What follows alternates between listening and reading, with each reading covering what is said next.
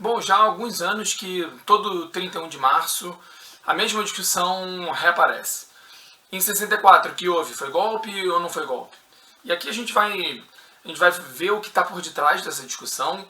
Vamos ver que, na verdade, essa discussão é muito mais simples do que parece. E vamos discutir se ela merece toda a atenção que recebe anualmente já há algum tempo. Vamos lá? Bom, eu sou o André Bolsinhas e aqui é o AB2, eu divido esse espaço com um outro professor de história, colega meu, o André Botelho, e a gente aqui usa os fatos do passado para entender melhor os fatos do presente e vice-versa.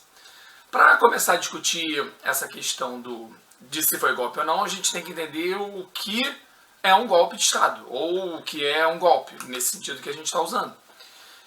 E o que facilita nossa discussão aqui é que a definição é clara, não tem dúvida sobre isso. O golpe de Estado é a tomada do poder sem respeitar as leis vigentes. Simples assim, não tem controvérsia. Mesmo as pessoas que debatem sobre se 64 foi um golpe ou não, elas não discordam do que é um golpe, o que torna a coisa muito mais fácil. É só a gente voltar aos fatos e descobrir se foi um golpe ou não. Ou respeitaram as leis vigentes ou não respeitaram. É simples assim. E a gente vai ver que realmente é simples. Vamos começar voltando à época e lembrando que vivíamos um tempo de Guerra Fria. E a Guerra Fria gerou um fenômeno, de novo, muito conhecido nosso, que é o da polarização política.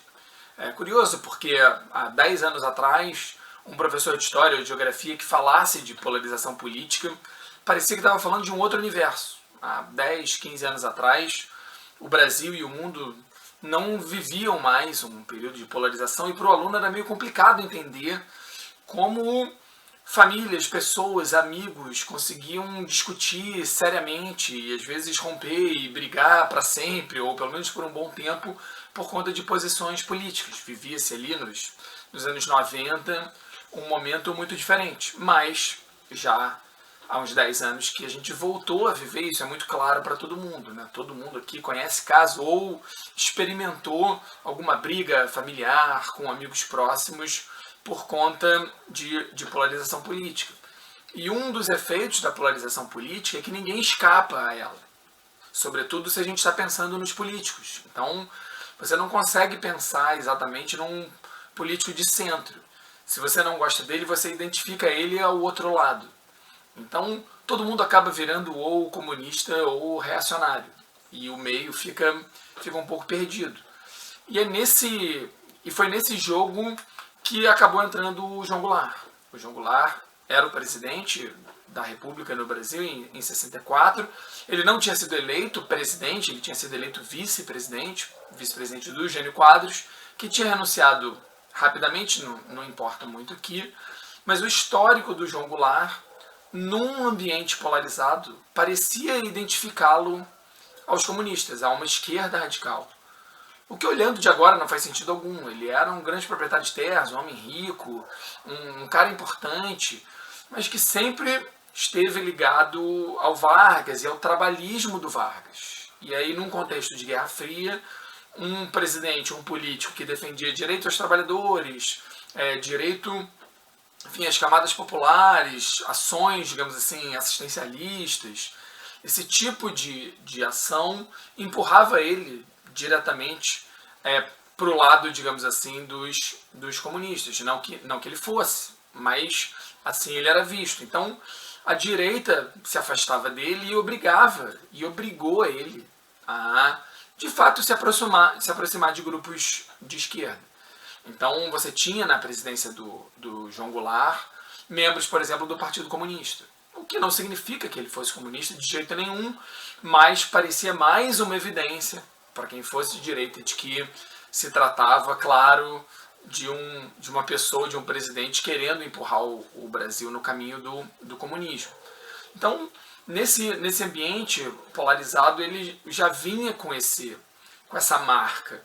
E quando ele assumiu já foi um problema, porque quando o Jânio renuncia, ele estava na China comunista, então isso reforçava ainda mais aos olhos das elites conservadoras esse lado, digamos assim, esquerdista dele. Cria-se uma solução provisória para ele não assumir, cria-se um parlamentarismo que dura pouco, não é bem o nosso caso aqui, e ele acaba então assumindo com os poderes tradicionais do presidente da República, mas, como eu disse, vai se aproximando de grupos de esquerda para conseguir governar. Três coisas empurraram ele ainda mais nessa direção, né, na direção da esquerda. Um era a defesa das reformas de base, ele usava essa expressão para falar que o Brasil precisava fazer reformas de base, inclusive ou sobretudo no campo. Era preciso, enfim, estender os direitos trabalhistas às pessoas do campo, era preciso encarar o problema da reforma agrária. Então havia essa discussão, esse discurso da parte dele, o que já deixava, enfim, as elites de orelha em pé. Em segundo lugar, ele, em março de 64, começa um projeto, e executar o projeto de fazer grandes comícios na rua, onde ele assinava decretos-leis na rua. Ou seja, um tipo de governo direto e muito popular, assim, em alguma medida demagógico, que assustava e assustou ainda mais as elites conservadoras. E por último, nesses três itens que eu quero elencar, ele se posicionou a favor dos marinheiros numa revolta deles ali em março, no início de 64. Também não interessa muito aqui contar a historinha dessa revolta, mas era uma revolta de marinheiros, ou seja, não oficiais da Marinha, né, contra decisões da alta hierarquia da Marinha, que mandou prender algumas pessoas que tinham se posicionado de uma forma mais radical. E os marinheiros foram contra essa prisão, se recusaram a obedecer à alta hierarquia em alguns sentidos, mais gente foi presa, e o João Goulart, que é o que nos interessa aqui, se coloca a favor dos marinheiros, não só manda anistia para todo mundo que foi preso, como vai a um evento dos marinheiros no dia 30 de março. E isso, para muitos militares, foi a gota d'água. Vários militares já viam ele com maus olhos, seja por essa aproximação com a esquerda, seja porque o Brasil vivia um período de crise econômica que o governo não estava conseguindo resolver, seja por esse lado, digamos assim, comunista ou aparentemente comunista dele, mas, enfim, faltava pouco para ter novas eleições, havia conversas sobre golpe, mas eram conversas que iam em banho-maria, devagarzinho e tal, sem muita decisão. Quando ele se pronuncia, quando ele se coloca ao lado dos marinheiros nessa questão, para muitos militares isso foi a gota d'água, né? O exército, as forças armadas são muito ciosas, são muito preocupadas com respeito à hierarquia. E isso foi visto como uma intervenção do presidente num problema hierárquico das Forças Armadas que deveria ser resolvido dentro das Forças Armadas. E aí, não é à toa, dia 30 foi a aparição do João Goulart no Salão dos Automóveis, onde estava acontecendo a reunião dos marinheiros. No dia seguinte, no dia 31 de março, começa uma rebelião de uma parte da tropa. O que é curioso é que, quando a gente olha para o dia 31 de março, quem se rebelou, a parte que se rebelou do exército era minúscula. Muita gente, assim, por debaixo dos panos, até estava torcendo por ela, mas sem muita coragem de agir ou não achando muito leal e digno da parte do exército tomar parte desse movimento, uma vez que o exército deve obedecer ao presidente da República, pelo menos a princípio, e havia alguns generais e uma parte do exército que era legalista, que era a favor do João Goulart. Então, no fundo, se você olha para os acontecimentos do dia 31, basicamente você tem uma pequena tropa marchando, que sai de Juiz de Fora, do general Mourão, não o Mourão vice hoje, um outro Mourão, que coloca as suas tropas para marchar para o Rio de Janeiro. Não é tão decidido assim, na verdade, ele diz que vai marchar muito antes de marchar, ele depois contava que ele liderou a primeira revolução que foi iniciada com um general de pijama, porque ele dá os primeiros telefonemas, ele está de pijama em casa ainda e demora para sair de casa. Mas quando eles saem às ruas e saem lentamente, tal, esperando novas adesões, que não acontecem. O dia 31 de março termina com esse pequeno grupo marchando, ou avançando lentamente em direção ao Rio de Janeiro e pouca coisa mais. Muita fofoca de bastidor, mas pouca ação.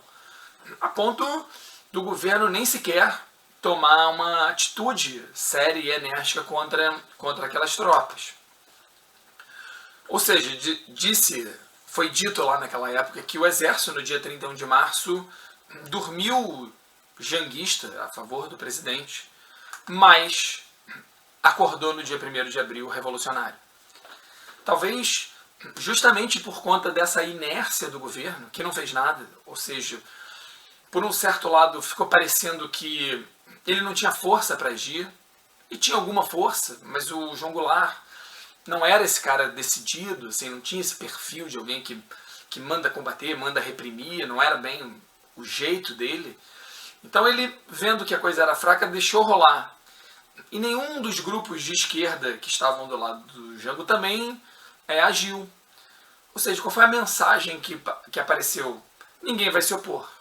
E aí, ao perceber isso, ou pelo menos ao interpretar os fatos dessa maneira, ao longo do dia 1º de abril, você começa a ter várias conversões de parte do exército, alguns muito rápido, outros mais devagar, uns mais abertamente, outros por baixo dos panos, mas ao longo do dia 1º de abril, a coisa foi ganhando força, a ponto de no final do dia, ou na parte da tarde, o João Goulart sair do Rio de Janeiro, porque ele estava no Rio, tinha feito no meio do mês um daqueles grandes comícios no Rio de Janeiro, e aí ele fala, cara, isso aqui está virando uma ratoeira, essa expressão dele, e eu vou voltar para Brasília. E ele vai para Brasília, mas em Brasília ele percebe que o clima lá também não está melhor. Ele descobre que o presidente do Senado está prestes a se colocar ao lado do exército e apoiar o golpe. E que não há ali em Brasília movimentos a favor dele. E aí ele de novo pega o avião.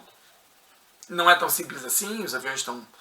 Ele demora um pouco para achar os aviões e tal, algum avião que levasse ele, mas ele consegue finalmente e vai para o Rio Grande do Sul.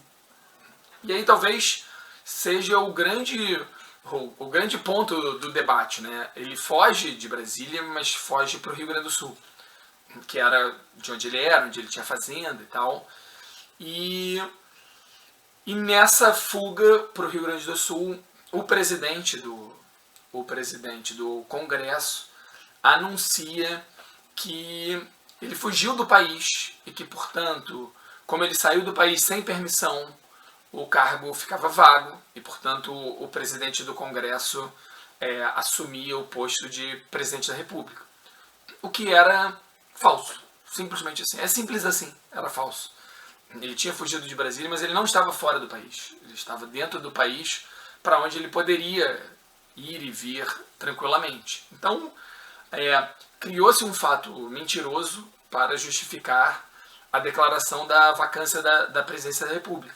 E aí o presidente do Congresso assume, mas assume também por pouco tempo, porque logo um general, logo as Forças Armadas, impõe um ato institucional que decretava que o novo presidente seria eleito pelo Congresso.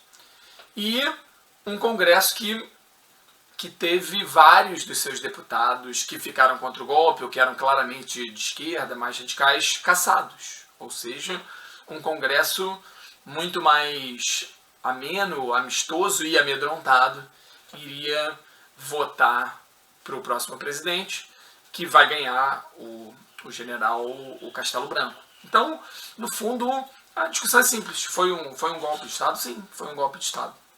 Ponto final. Porque houve uma troca de governo sem respeitar as leis vigentes. Criou-se uma mentira para parecer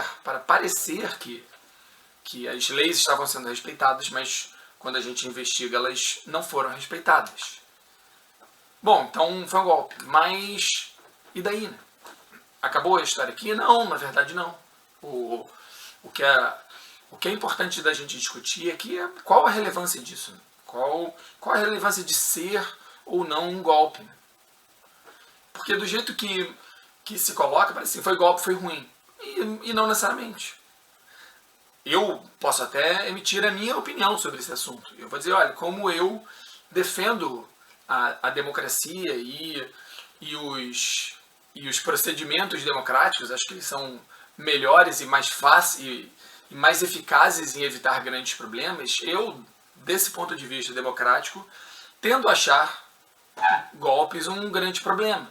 Mas ao longo da história, houve golpes que têm a minha simpatia. Se você pensar a queda do Estado, dos governos comunistas no fim dos anos 80, foram golpes de Estado, a maioria deles, não todos, mas a maioria deles foi golpe de Estado. E tem a minha completa simpatia, porque o que havia antes era insustentável, era intolerável, não respeitava os direitos individuais. Por outro lado, você pega um golpe como a Revolução dos Cravos em Portugal em 74, que acaba com a ditadura salazarista e volta e retoma a democracia, institui a democracia em Portugal. Também tem a minha simpatia. Então, assim, não é por ser exatamente golpe que as coisas são boas ou ruins. Para a gente analisar, a gente tem que ver o que decorreu do golpe e se as coisas que aconteceram estão de acordo com a nossa opinião ou não. O debate em torno da questão do golpe ela é um pouco vazia. Primeiro, porque ela é fácil de resolver. Foi um golpe. Segundo, que isso não é o mais importante. O mais importante é o que veio depois. Então, é aí que a gente tem que concentrar a discussão. O que veio depois. A gente gosta do que veio depois. O novo governo trouxe coisas positivas ou não. E aí é um outro debate completamente diferente.